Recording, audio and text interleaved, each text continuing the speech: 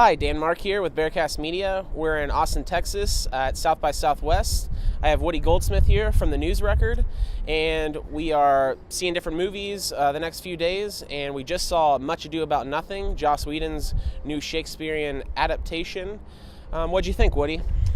I really liked it. I thought that it was a really interesting choice to make it like a contemporary piece, mostly because traditionally most Shakespearean plays are like performed in, I don't know, post World War II or like in the Renaissance or whatever. Right. But this one was very modern, very interesting in the sense that it used a lot of modern aspects in ways that I didn't really expect, and I really liked them, like using phones and stuff. I thought that was just silly.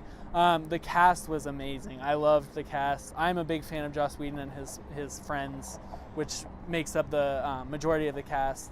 Alexis Denisof, Amy Acker, they're both from Angel. Nathan Fillion's from Firefly. It's just, I love how Joss Whedon takes his friends and just kind of uses them as kind of an undiscovered talent type thing. Yeah. Because you kind of get the impression that people would use like stuffy Shakespearean actors, but this movie used like people. It works so much better with yeah, these it was actors. like it was actual people. Like Right. it didn't lose any of the meaning behind the play or any of the emotion behind the play. Right.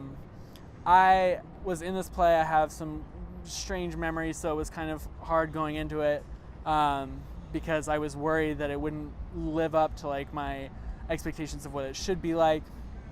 But I thought it did a great job. I was really impressed. And yeah. I found myself laughing tons of times throughout the movie, which I've never done with any, Shakespeare or adaptation. There's the Romeo and Juliet, which is very famously done, and it's very stylized, and I thought that was all right. I thought this was much better, though. I found myself really understanding it and really enjoying it much greater, and it was done like on a dime, like very, very cheaply produced. It was filmed in Joss Whedon's house, and in like 2 weeks. Yeah, it was done in 2 weeks. Very, very cool. Kind of like a guerrilla style type filmmake by a big name director, which is cool for smaller filmmakers to kind of look up to and see how these big budget movies don't need to be done for $1 billion. They can be done for lesser.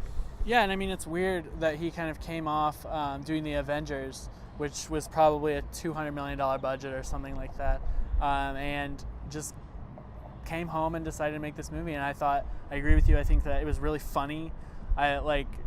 Sometimes Shakespeare gets really lost in translation and you kind of lose the emotion, but I thought that it was really funny. It was really emotional. It was sad when it needed to be. It was really interesting. It was an interesting experiment, and I thought it worked really well.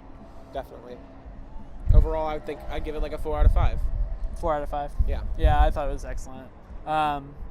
So next we're going to be talking about Maladies, but you'll have to come back. Stay tuned.